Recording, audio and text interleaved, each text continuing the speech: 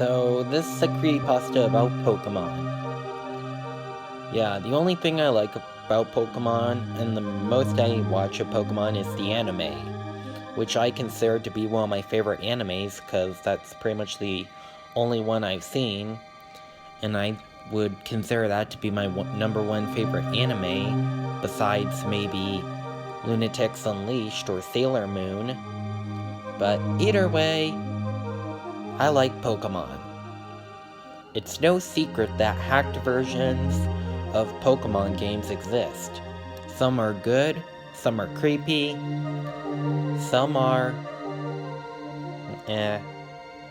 Anyway, this is about creepypasta to where this kid has dreams about being a Pokemon trainer, and then this mysterious Pokemon, presumably a ghost or a Gengar or a Ghastly or a Haunter, uses Dream Eater on him, and it pretty much erases him from the face of existence, and only one person can remember them. Even though, like I said earlier, if you haven't watched my videos, I don't find this scary for pretty obvious reasons. By obvious, people make mods to video games all the time, so it's no secret I wouldn't be scared of it, since I know hacked versions and modded versions of games appear all the time. Enough talking, let's read. Sometimes I encounter parents who won't let their children play Pokemon. They often say things like, "It's bad for their eyes," or "It teaches them to summon demons." I like to respect others' beliefs, but come on, Pokemon? I loved those games as a kid, but I do remember one problem I had with the game. A few years ago, I had a friend named David, who suffered from a lot of panic attacks, the occasional asthma issue. I never dug too deep into his actual neurological condition, but I could tell something was up. His parents told me that he doesn't think like everybody else, so I always kept that in mind when I was around him. David was sheltered as a kid. I mean very sheltered. He wasn't allowed to watch certain TV shows or play video games at all. Whenever he came into my house, we'd play on my Xbox 360 and play games like NBA 2K10, Madden 7. I usually play sports games so his panic attacks didn't set in. But what really caught us interest were the games on my Nintendo DS. He was infatuated with the system, almost to a creepy level. His favorite game was Pokemon Diamond version.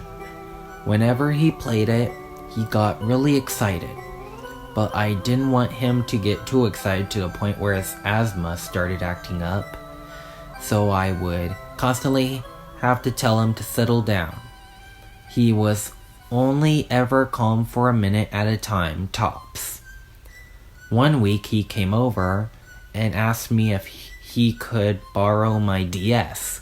So I asked him, "Can you handle it? What if your parents find out?" He said, "I can handle it, I promise." I started to wonder if he really could. His parents found out he had the DS. I wasn't sure he would ever be able to come over again. But he was sheltered, and I thought, why not let him have a little fun? So I let him borrow it for the week, along with Pokemon Diamond and a few other of his favorites. A couple days later, at the bus stop, I asked him if he was enjoying the game. "I loved the game. I play it every night. I even dreamed about being a Pokemon trainer," he said. I was happy that he was enjoying the game, but dreaming about it seemed a bit strange. "What kind of dreams?" I inquired. "Well, I dreamed that I started my Pokemon adventure with my very own Piplup," he said. "Really? Now?" I asked him. "Yeah, I battled wild Pokemon, and even a Geodude," he said. I wrote it off as simple imagination. The next day at the bus stop, he told me more about the dreams he had been having. This time, he had a dream about him starting his quest to complete the Pokédex. The dreams to me sounded more ridiculous as the days went by. He told me about dreams where he would beat gym leaders, find new Pokemon, and even one where I was his rival. I had a feeling that things were beginning to get out of hand. I tried to persuade him to give the game back a few times, but he always guilt-tripped me into letting him keep it a while longer. As for me, the nights were getting more and more restless as they went on. I stayed up late wondering if David would be okay for one more day. I usually didn't fall asleep before 1 a.m. Even then, I could never remember my dreams the next day. One night, he was rushed to the hospital because of a panic attack which caused an asthma attack. As he was in critical shape, and the doctors were confused as to what he had caused this. The next day, I went to visit him after I got out of school. I came in and asked the nurse what room he was in, rushed over to it, and asked what had happened.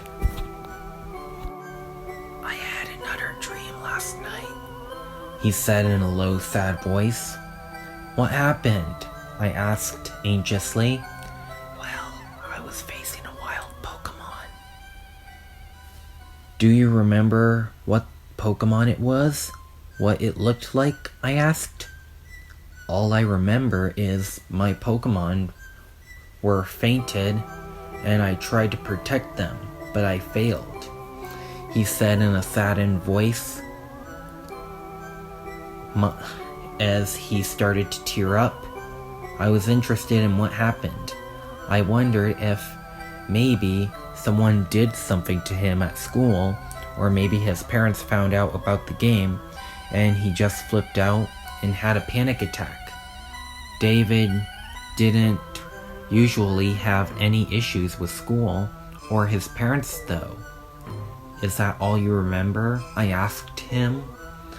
"I remember right before it ended, the Pokemon used Dream Eater on me," he said. My eyes widened as I started to recall my dream the previous night. I thought, but it's just a dream. How could it actually have... No, there's no way. This has to be a prank. He's joking with me right now. He has to be. I got up and told him to take it easy and then went home. On my way home, I couldn't shake the thought. Could we really have had the same dream? When I got home, I sat down and watched TV until it was time for bed. My mind was filling with thoughts of Pokemon and my DS. I couldn't help it. It was like a flood of information rushing into my mind. Every bit hurt more than the last until suddenly it was all gone. The next day after school, I went to the hospital to find nobody there. I went in and saw no nurses, no doctors, no worried parents, nothing. I was confused. I went to David's room and found nothing there, just an empty room. I went home and came back the next day only to find nothing. No hospital, no David, nothing at all. I went home and asked my mom about David and his family. "Honey, you don't know a David," she said. "I do. I see him at the bus stop every day," I said angrily. I ran to my room and started to freak out. I sat down and turned on the TV. I didn't really notice what was on until I heard the news anchors say today marks the 4th-year anniversary of when the Charles Memorial Hospital was burnt to the ground. It's happened to me a couple times before. One just sort of disappears along with any trace they were there. I always justified it as the university releasing a glitch from its system. Everyone around me slowly forgot about David, but I didn't. I still remember his face. My DS is still missing.